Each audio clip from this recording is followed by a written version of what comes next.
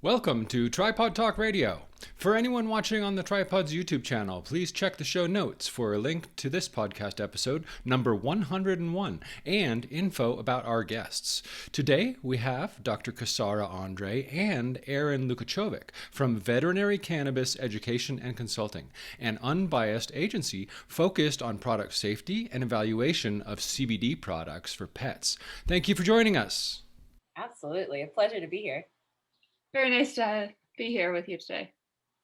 We are so excited to learn more about what you're doing because it's all new to us. I just found out about Veterinary Cannabis Education and Consulting earlier this year. And if you could both share a little bit about how it got started and your involvement, that would be awesome.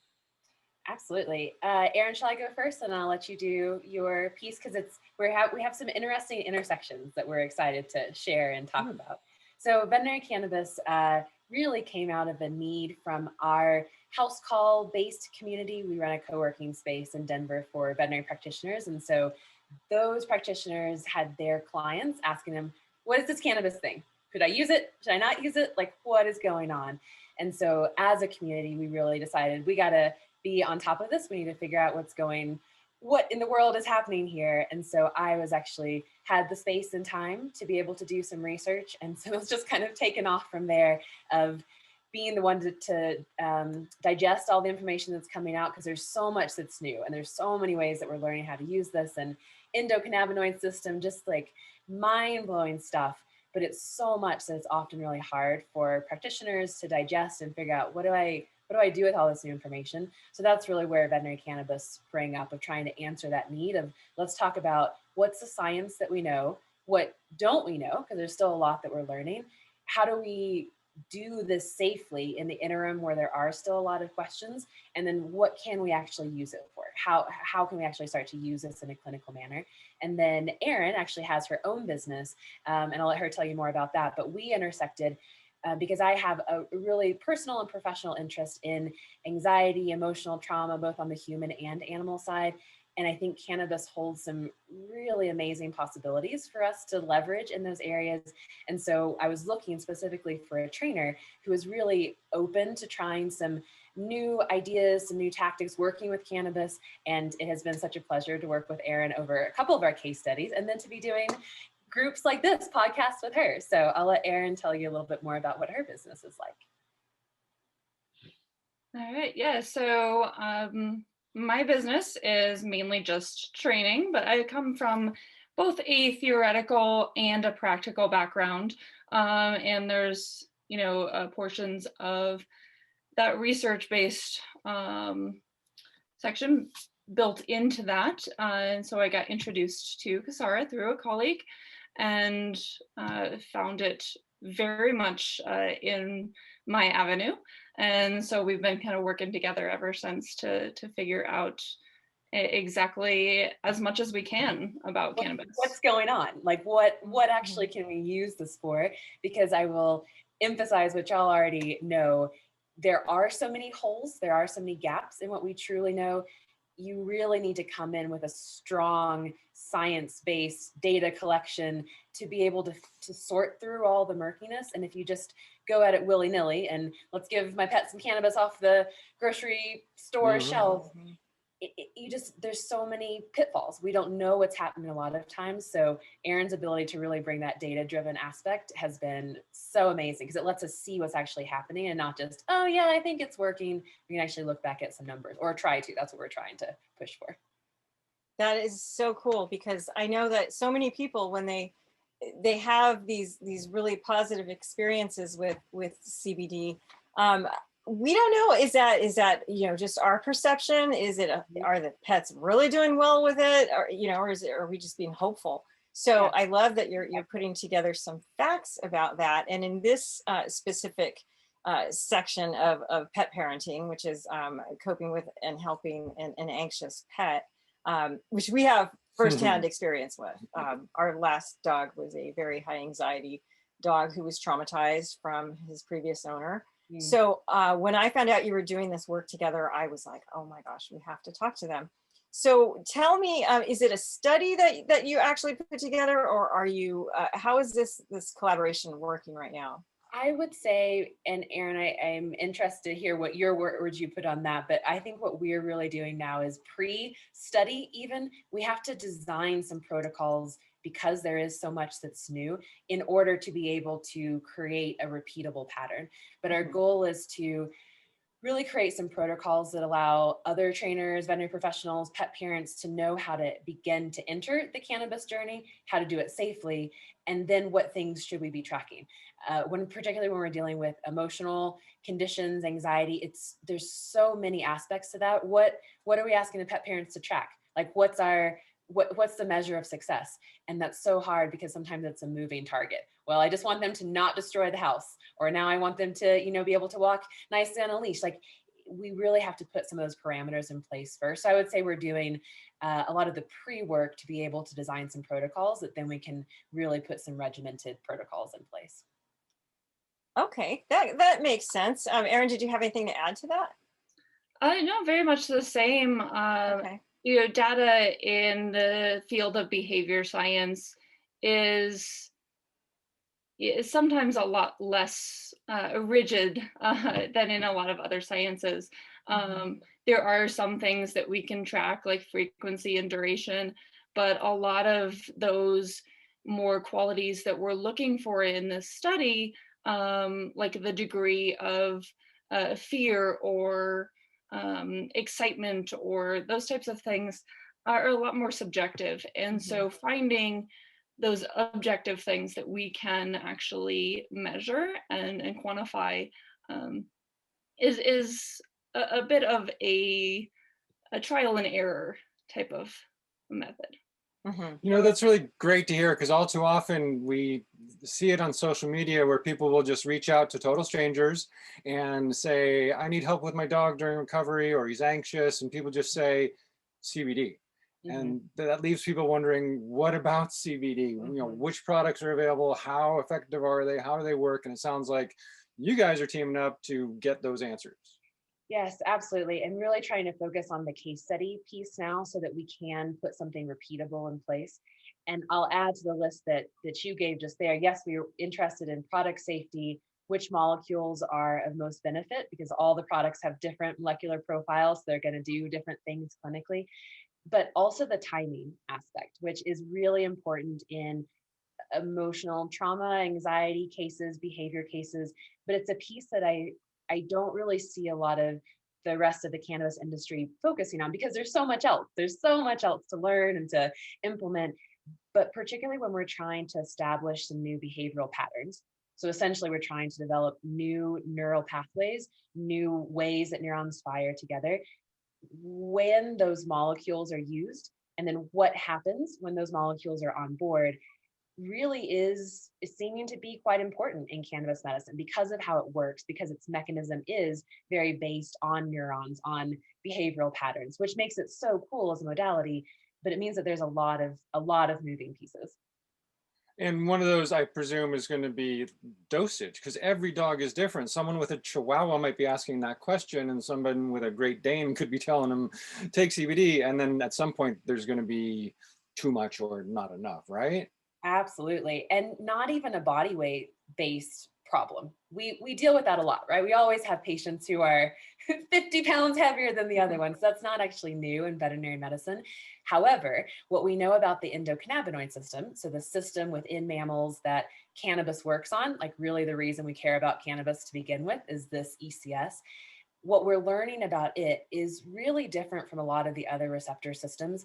The number of receptors can change really dramatically in an animal. So for instance, if we have an injury, a fall down the stairs, if I tripped and fell here, the number of receptors would change in my body pretty rapidly and be more prevalent in the areas of inflammation. So even if I had two medium-sized dogs, exactly same body weight, but their experiences in life were different, their ECS systems might be completely different from each other.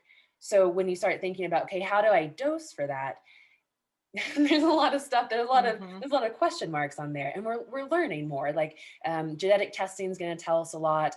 Figuring out how to identify these receptors a little bit better. But at the moment, what we really base our dosing on is a titration model. So start very low, work up slowly, and incorporate training as you go with really careful journaling, keeping by the pet parent. And in reality, that is our dosing model in cannabis. What does the patient need?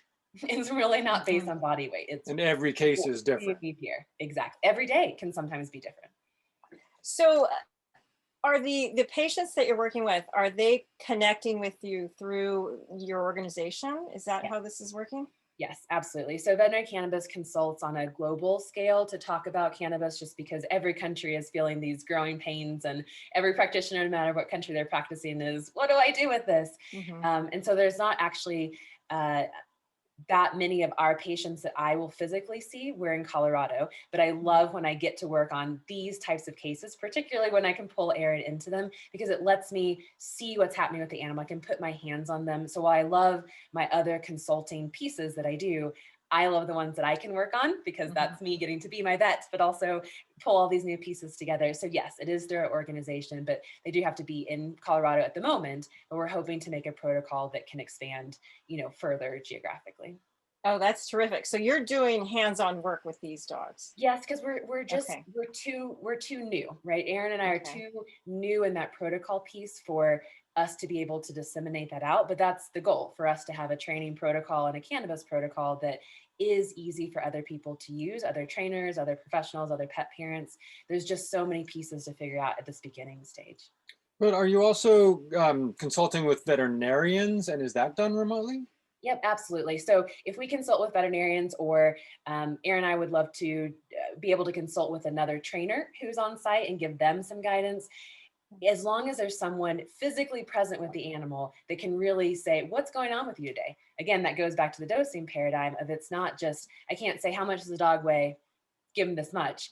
We really need feedback from the person on the ground to say, today there's a lot of anxiety, like we're really reactive to the environment. There's a lot going on. New stressors have come up. What do we do about this? You at this stage, you really have to have that very close connection to the patient. So this is really, I mean, if you have a dog who's anxious and you want to resolve that with something other than Prozac, which is what we used, then this is a lot of work and commitment. But what's the payoff? Other than no anxiety? I mean, is it no pharmaceutical, or is it, I mean, what are you seeing the outcomes yet? Yes, absolutely. And I think that's a kind of a good segue into maybe talking about some of the cases we've been playing with, because the goals that the pet parent comes with can be very different. It might be, I need there to be peace in my house. I need this inner animal aggression, just to everyone's welfare is being affected. That's what we want to work on. Or I need to be able to go for a walk with my dog. Or for your audience, I need my animal to be able to adjust to a new circumstance in life. Something has changed dramatically, and we can't necessarily explain that in words to this patient, but how do we make sure that they are okay and they're set up for success and well-being? So when we think about cannabis, or really the model that I'm working on, is how do we teach an animal to adapt to new circumstances, whatever those might be? And in y'all's audience's case, sometimes an amputation, an injury, working past emotional trauma from a prior experience, things like that. So yes to all of those things that you asked. Often we can get them off pharmaceuticals, but I will emphasize that's not always the goal. There are so many times when we need to use the strength of a pharmaceutical to get something to happen in the body, but supplement with cannabis to really be able to adjust it to the environment as it changes. Sometimes we do get them off pharmaceuticals, but that's not always the immediate goal. I will also say that sometimes the goal is the achievement of a better well-being of life for everybody. Everyone's a little bit happier. I'll add my own personal sort of goal that I love, is that we are learning a lot about human emotional trauma from what we are learning on the animal side. And a lot of the work in cannabis is translational medicine. So because cannabis is a mammalian medicine, right, it works pretty much the same across all mammals. I am hoping to create a lot of data that human practitioners can use for PTSD victims, emotional trauma. I'm a military veteran myself, so there's a lot of the people I love and care about are dealing with these issues. So what I can do from the veterinary side that strengthens that, and then pull also from their research, it just makes everything better, and it moves faster, right? We got to learn, we got to push science forward as fast as we can. Oh, that's really exciting. What, where do cats fit into this? Is that next, or would that come after people, or? For me, it's right in the middle. Okay. Erin probably has some fun things to say about that. We absolutely work with cats all the time on our general consulting line. Cats respond amazingly well to cannabis. Talk about that inner animal kind of a aggression technique, like adding a new animal to the household, and how stressed our kitties can get. Older kitties, great for pain control. So cats are absolutely there in the middle. I think from the training aspect, a lot of people think about dogs first, but Erin, you might have something to say about that. Yeah, listening to all of this, really the biggest part of our work is looking at, each animal kind of more holistically, right? We're looking at them physically, we're looking at their environment, their family, and their training history as well, and trying to fix each component, right? Not just the mental brain chemicals that you might fix with Prozac, but also those other components, trying to modify those so that the animal can actually have a different association with those things that bring them anxiety, or cause them issues in their household. And so it's very much all together, and whether that be working with the dogs in the household, working with the cats in the household, working with humans in the household, or all of the above, because sometimes the anxious dog is not the problem in the household. They're really just the one that manifests the problem. Yeah, we've heard that one. Usually people would say, well, your dog's really different when you two aren't around. But it's when you mentioned how pharmaceuticals, they take care of the brain chemicals. It's true, because Prozac, it did help our dog, but Wyatt was not the end all be all. I mean, there were still things that set him off. There were a lot of things that set him off, and it would have been nice to see how CBD, a well thought out CBD plan, could have complemented the Prozac that he was on for so many years. Right, because there were times when we tried CBD at different types at different times without consulting people like you to determine how to go about doing it the best way. A really useful thought, I think, for people, particularly pet parents, to have in their mind when they begin saying, which avenue should I explore? Like, what are the options that are open? Is that when we use something like Prozac, any behavior modifying medication, doesn't matter what it is, really we're trying to put kind of a Band-Aid on something that's happening. So to stop that from getting worse. And that's absolutely appropriate, right? We need to do that sometimes. And sometimes we have to bring those anxiety levels down enough that we can actually do some actual work. So there's absolutely a place for the pharmaceutical side.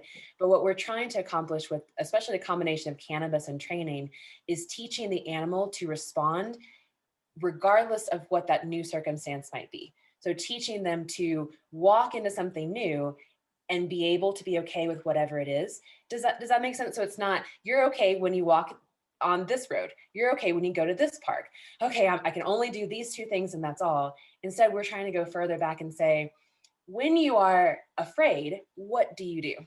How do you communicate with your pet parent that, this is not good? Pet parent, how do you listen in a way that allows your animal to communicate with you? So thinking about the root cause, the further back one, I think is really useful to understand what we're trying to do with cannabis medicine, and really what cannabis is perfect for, of teaching new behavioral patterns. How it works on the neurons is really to create a state of, we call it neuromalleability. So it means that neurons are able to receive a new type of message. So when we put that animal in a neuromalleable state with cannabis on board, Then we put them in a training scenario where we are controlling the environment, setting them up for success. It means that now we have a new pattern that's positive. And we unfortunately see a lot of pet parents use cannabis a little bit offhand. Toss you a treat before I go out the door, but the mailman still comes. The neighbor kid still is mean, whenever he comes home from school. We didn't change the environment. And sometimes we can actually make those anxiety behaviors worse because we had a neuromalleable state, but we put bad information in. So I think it takes a lot of care to actually think about how we're using cannabis, particularly in behavioral conditions. I would know. Yeah, because when we tried CBD with him, the bottle came from our veterinarian, and she basically gave us the information, which was here, he weighs how much? Okay, he needs this many drops, and she used it to calm pets down before they went into her practice. Okay. Which we thought would be like, okay, well, we can use that to calm him down before we leave the house so he doesn't have a meltdown. But you're right. I mean, we basing all of that on just dosage or body weight alone was just like so throwing something at the wall and hoping that it sticks. It never stuck. And so we're like, it doesn't work, at least on Wyatt. And we gave up after the first bottle. Yeah. So when it comes to amputation and recovery, one of the things that we as a community have always said is, wow, our pets are so resilient, they just go on. But there are some animals who do have a tougher time with recovery. And it's always been our thinking that, well, maybe it was the pet parent who was making it harder for the animal. And the animal was not having an easy recovery because the person was so nervous. But that sounds like that's not necessarily true. I think that's definitely true, that it's not necessarily there's not going to be one answer. And that's really at the crux of definitely the work that Erin and I want to do. But I think really just at the heart of what Erin does as a trainer is what's actually going on here. And it can be many pieces. It can be the pet parent, the animal, the housemate, the human housemate, the animal housemate. There's so many factors that are involved there that if we think about it as a point in time, treatment, fixed, we're going to be wrong. It has to be a process that consistently grows with the patient and adjusts to their needs as they essentially enter a different life stage. The time post-surgery is very different than 2 months post-surgery, 6 months, 5 years post-surgery. And if we aren't adapting what we're doing in the animal's environment medically to where that animal actually is, we're not being good practitioners. That's on us as veterinarians, as veterinary professionals, to be able to say, we're not doing a good job here. But then for everyone to be on board and say, it's a long process. It's growing with that animal through whatever they're going through. Let's walk with them through that piece. Anything to add there, Erin? I feel like that really intersects your world a lot. Yeah, I think one of those pieces, oftentimes, anytime we're dealing with a different species or even individuals of our same species that we don't have a same language with, it's very easy to assume that we know what's going on. And the really nice part about our work is that we're working with multiple professionals from different perspectives, and we can find out exactly what is the issue. Is the issue that they're experiencing pain? Is the issue their household? Is the issue that their brain isn't physically set up at this moment to be able to learn a new thing? And so then we can adapt each piece individually and then work with rehab professionals to make it a structure that works for that animal, that works for that family, particularly too, because I can really easily say, you need to go home and work with your dog an hour every day, but that doesn't mean that that's possible for that family to do, right? So that's part of what we do, is making it something that fits their structure, right? Do I need to give you something that you can do in 5 minutes every other day, rather than what I would prefer my ideal scenario to be? Really just working at it from that individual's kind of perspective, but also looking at it, eventually what pieces we can take and develop more as a protocol as well. You know, you said something important there that I'm curious about, and that's pain management. I wonder, does CBD address pain itself, or does it address more the behavior associated with the animal wondering, why am I in pain? I love that you asked that question because I love to talk about the answer. It's so exciting. Actually, my cat's sitting right here on her little cat tree and telling me that she's hungry, but she's actually a great example to talk about this with because she has dealt with anxiety for the past 4 years that I've had her from her prior situation, but she's also really painful. And she has a younger housemate who's like, let's play. This is amazing. I want to play with you. And his idea of play is I'm going to jump and grab you and I'm going to roll with you together. And this is going to be amazing. But if you think about that scenario, if she was a younger animal, great, let's go. But because she's painful, we're not actually able to ever get to the point of maybe I like it, maybe I don't, because it hurts. So we start thinking about, well, what are the barriers for even opening up the opportunity for these two to get along, and controlling pain, controlling discomfort has to be at the base of all of that. We know in medicine in general, we always look for pain first. Whenever you start to have a behavioral disorder, anxiety, it doesn't matter what it is, we always look for a medical condition. And many times it is at the root of it. We can absolutely use cannabis, and not just CBD. CBD absolutely does have some pain control effects, but there are so many other molecules, THC in particular being really important in controlling some of our chronic wind-up pain, nerve-based pain, post-surgical pain. There's other molecules, CBG, CBN, CBDA, which is really good as a COX-2 inhibitor. So maybe instead of using like a Rimadyl, we're actually going to use a molecule that's a lot safer and a little bit more effective in some cases. So we essentially have this smorgasbord of molecules we can work with that we can construct a really tailored pain control protocol. But here's the kicker that's amazing about cannabis. At the same time, these molecules are also working on systems like serotonin, dopamine. And so we have these anti-anxiety effects at the same time we have pain control. So let's again take my case scenario, my two cats who are learning to be great friends. If I can control her pain, but also lower her anxiety levels, when my younger cat wants to play, she's much more likely to, oh, this is kind of cool. Sure, let's give it a go. She's much more willing to accept a new idea. And then I can come in with some training and we play with the laser pointer and we work on like behavioral patterns and being nice and like asking permission and all those pieces. But if I didn't have her pain under control, and if I didn't have her anxiety under control, I wouldn't be able to get to the point where she could learn something new. So when Erin says that about, is the brain chemistry set up in a way that we can actually put a new thought in place? I think it's a really important question that we don't think about a lot of times. Post-surgery, let's talk about after an amputation. Is that the time to teach an animal to interact with a whole new environment, a lot of other new animals?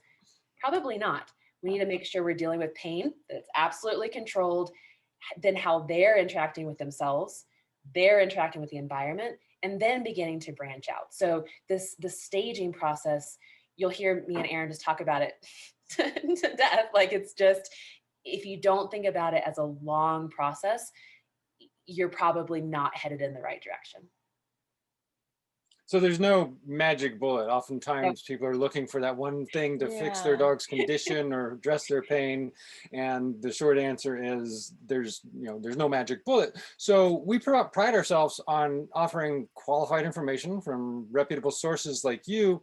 What do we tell people who say, has anyone tried CBD? Will that work? Or those people that are saying, oh, you got to try CBD. There's so many molecules, so many cannabinoids. Where do they begin? Right. And you had mentioned, you mentioned THC. Right. Now, I heard that and my first thought was, wait, I thought we weren't supposed to give pets THC. No.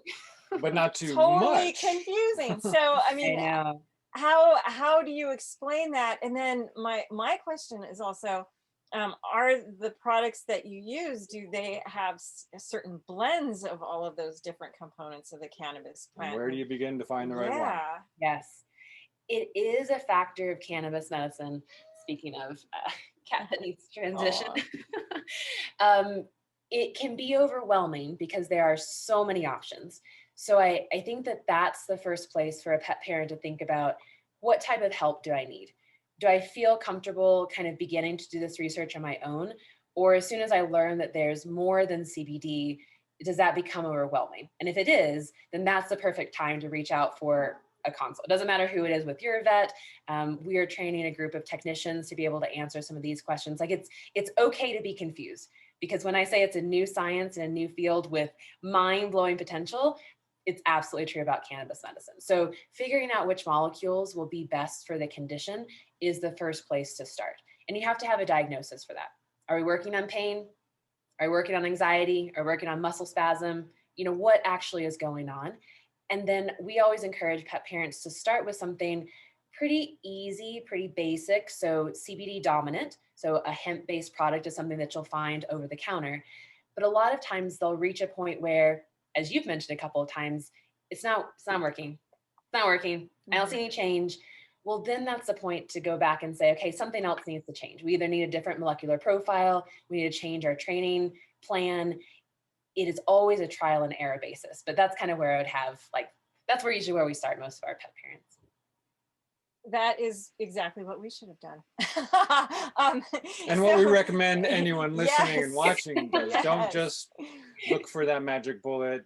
Find out what the root cause is and see which blend works best. It's definitely work, but it's you get such a much better result in the long run. And like, as far as amputation recovery goes, a lot of times what people end up doing is just throwing trazodone at their animal, to tranquilize them and mellow them out. But really, I would love to see more people explore the options with cannabis before surgery, so that they don't have to have their animal completely zonked out on a pharmaceutical after surgery.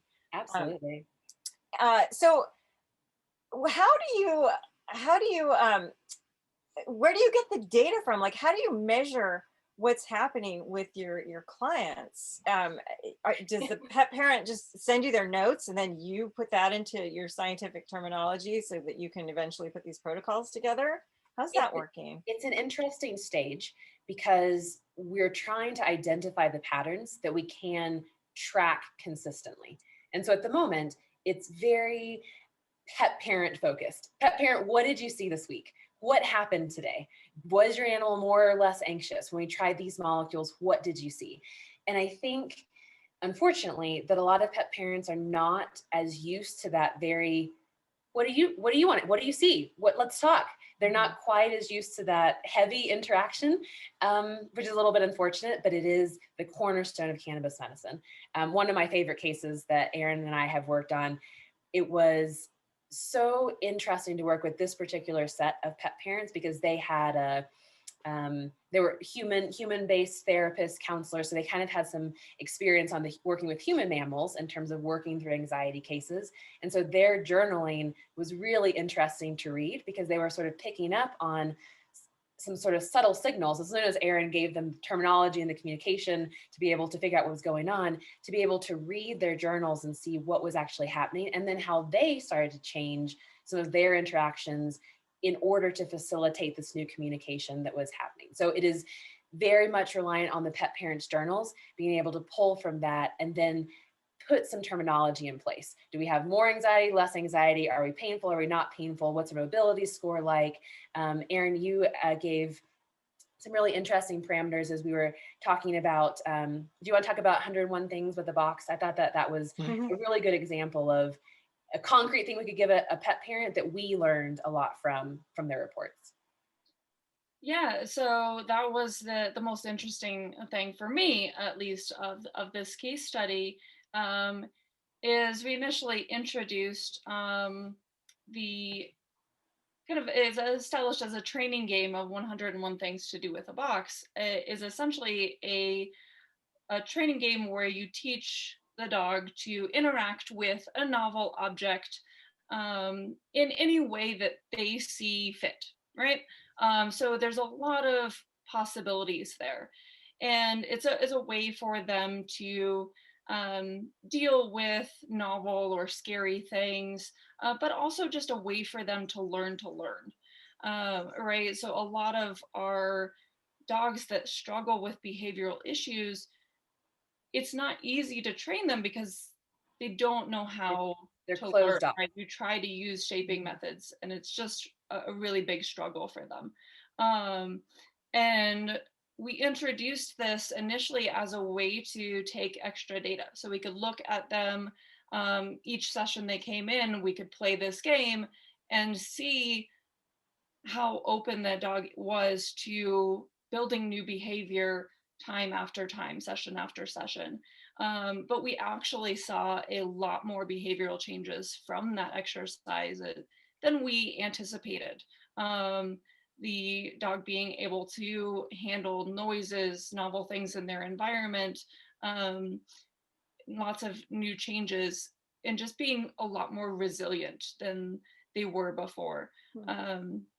So it gave us not only a different kind of way to look at things from a training perspective, but also gave us a different way to take data to kind of look at that subjective piece of, okay, this individual, how, you know, resilient, how adaptive are they, or how are they willing, how much are they willing to explore their environment? And those are those things that are extremely hard to put down to a specific number, but it's very easy to see when you're doing just something as simple exercise as, like, I put a random cone in the middle of the room and can you go over and touch it? And at very first she was like, no, weird thing, but over time very much turned into, wow, this is just a really cool thing where I can earn lots of treats, and actually then in the long run gave her a different way to be introduced to new people as well. For her, that was a huge thing, is beginning to work with a new person allowed her to build trust with them as well. So we really saw a lot of different things from that exercise. One of the things that, oh, I'm sorry, go ahead. Go ahead. I was gonna add that one of my very favorite things that came from the entire case as a whole was some of the building blocks of what I'm gonna call sort of the medicine of wonder protocol. So the ability to be curious, the okay to want to know something about the environment. I think that we see a lot of times in anxiety and stress, no matter what mammal it is, human or dog, cat, doesn't matter. They become so closed to external stimuli. It's too loud. I'm going to ignore it. I can't focus. Resiliency is the word that I love that Aaron used of, I can't handle anything new because it's going to put me off balance. I don't know what's going to come to it. And they're so used to blocking out what's coming into them from the environment. What I really want to teach them to do with cannabis is push out. What happens if you touch that? What happens if you let your pet parent know you're hungry? What happens if you go explore that corner? And I'm really interested in the flip of mindset of, instead of I just have to survive the barrage of things that are coming at me from the world, instead it's, oh, I can actually change my world. I can actually do something that makes me feel empowered to step away, to move back, to, I don't have to stay in this environment. And cannabis, I think, is really key to allowing that to happen, because as we talked about my cat, lowering anxiety, taking care of pain, allowing the brain to receive new information. For this one case that we're talking about, there was a lot of concern about some old injuries, but I couldn't put my hands on the animal. I could not put my hands on her because she was so, don't touch me, don't touch me, don't touch me, don't touch me. And so we worked through 101 things with a box, teaching her to be curious, teaching her to reach out to the world, of being able to receive massage and touch in a different manner. And we're able to work her up to being seen by a rehabilitation veterinarian. But really, Aaron, right, by the time we got to actually seeing the rehab vet, her entire posture had changed. Instead of being like this all the time, she was actually carrying herself like this. And when I think about your amputees, especially, we have to teach them how to carry themselves appropriately. And sometimes it's like, but I don't have that balance piece, but you have to be curious. You have to, what happens if I balance on this other limb? What happens if I fall, but I catch myself? And those are training pieces that I don't know that we think about enough, but I believe are really, really core to getting this consistent level of well-being in an animal who's introduced to a new circumstance, a new environment. That is so exciting to think about, because we've had members whose dogs have, or cats too, who have lost the limb. They started to get their mobility back, but then the member would report that the animal just kept falling over on one side. Yep. And they're like, they would say, it's like they can't figure it out. And my thought was like, well, they need rehab, but they do need rehab. But that little aspect of getting their mind into a place where they can be comfortable with rehab is key, is what I'm hearing from you. Exactly. Absolutely. Can I try something new? Cool. Can I? Yeah. Nervous system is amazing. Biology is amazing.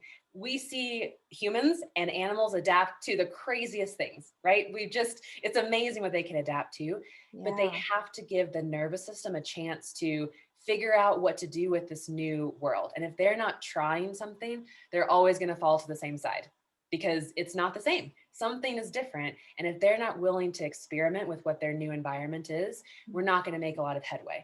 And so we need, from the training aspect, to set up a protocol that allows that to be learned safely. We don't want them just day after surgery, like running across the field. Like, we still have to do it really carefully, but cannabis plays a really important role from all those pain control, anxiety control, new ideas.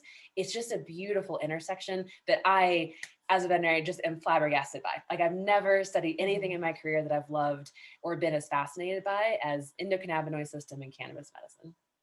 I can hear that excitement in your voice, and you're getting me excited about it too, because I'm serious. Like, that is a whole component of recovery that we have not given the attention that it needs. And I'm so happy that we talked to you two today. Absolutely. This has been great. And I could go on for days. We usually keep our shows to 30 minutes, but I knew this was going to be long.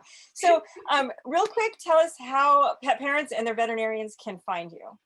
Absolutely. So veterinarycannabis.org is our website. That's where, if anyone's looking for a consult, particularly on those molecules, like, what do I need to do here? What's the next step? That's where I would sort of push everyone to start, because we really have to evaluate, what are we working on? Do we need to take care of pain first? Do we need to do that medical research of, is there a UTI underneath? Like, what's actually going on? Erin, you can find through her website. We might put it in the chat, or I think Kara might send it to you.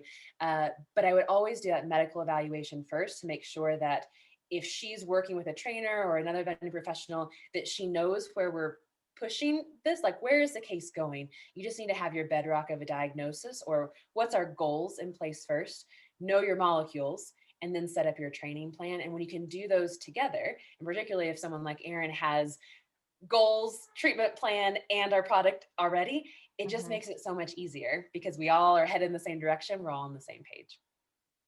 Wow, this is really exciting. I can't thank you both enough for being here. And I'm sure at some point we'll talk again and find out how. So.